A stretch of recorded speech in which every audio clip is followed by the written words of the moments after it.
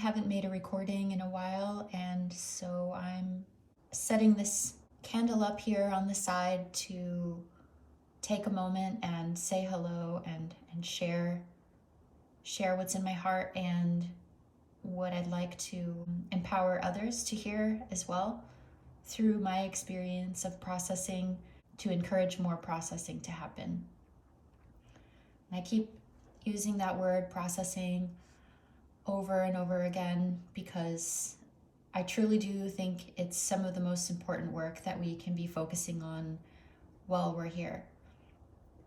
There's a constant need of processing all of this trauma and information that we are gathering and noticing, and what's being kind of put in our face. I think that the processing of all of this trauma on a daily basis, the continued work of that, and keeping your nervous system calm and your body clear, your consciousness online, I think that that's incredibly important work, because what we can do while we're keeping ourselves strong and clear and resilient is we can strengthen the field around us.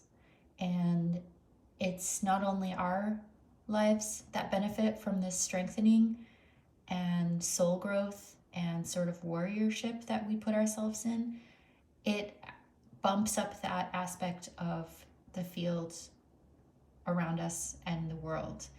So we set ourselves to a frequency, and by doing that, we make that frequency known in the ether, and it's more easily picked up by others around us to tap into. So whatever we're feeding the broadcast is what is available for others to draw from when they're sort of on autopilot, etc. So I think that it's very important to have a good setup and to work on creating a wonderful shelf of ingredients, so to say, to cook from and to marinate in while we're here. So which aspects are we feeding? Are we feeding higher aspects of consciousness or lower aspects and energies of the human experience, and becoming entrapped and sort of giving strength to that, which can quickly become like a downward spiral? We all have the power to create. We're creators. We are like computer processors. We have data that's coming in, and then we have output based on our resonance and our frequency, and whatever we are creating from is what we then create, and we send out ripples, and we feed the environment based on what we're made of. So we're all contributing, every single one of us. And there's obviously a spectrum of energies, and we can feed any part of the spectrum. There are extremes, low, very low and dense, or very, very high and clear and light. And I do believe that more of us could benefit, and the environment around us could benefit from more clarity and love and compassion and resourcefulness and resilience. And so that's the energy that I choose to fuel and to send out. I want to send out hope and optimism that it's not too late. Everything hasn't gone to hell in a handbasket, or why, I don't know why they say that, but we have the power to create our environment around us and the health of our bodies and our situations by our heart's resonance and our intentions. Every single day we have an opportunity and a choice to say what it is we want to see, we want to experience, we want to share. What are you creating here? What are you providing for yourself?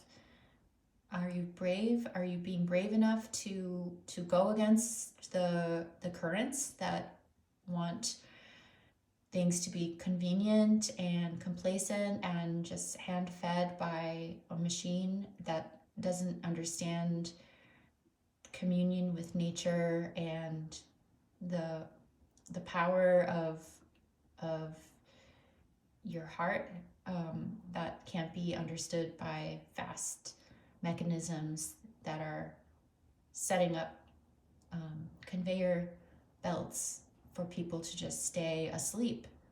So it does take a lot of bravery and courage to go against the grain, to live intentionally, to say, no, I don't want to encourage that anymore. I don't want to enable that anymore. I choose to make the best choices for my body, for my mind. I'm working on myself, the judgments that I have of others, of other things.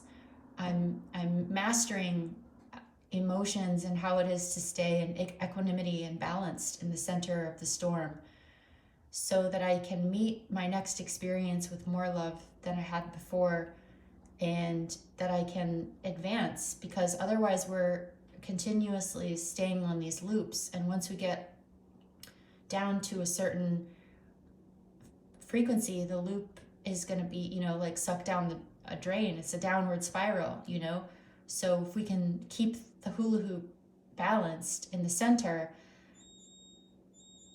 and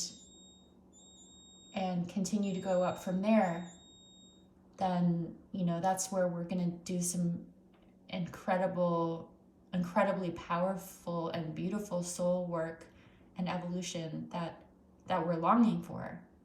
That's what everyone is longing for, that ascension, that raising up, the tree of life growing strong and reaching up to heaven, but bridging the heaven to earth where we are, so we don't have to die to get there. So this longing is here for a reason. It's because it's possible. If we can imagine that it is, and our hearts can imagine that it is, that means it's already here. So we just have to continue feeding it and empowering each other, and staying gentle with the amount of work that it actually takes, and not to give up. We're going to be on the right track. And I'm going to end now and say I love you, and I hope that you're doing well, and I look forward to making another video soon.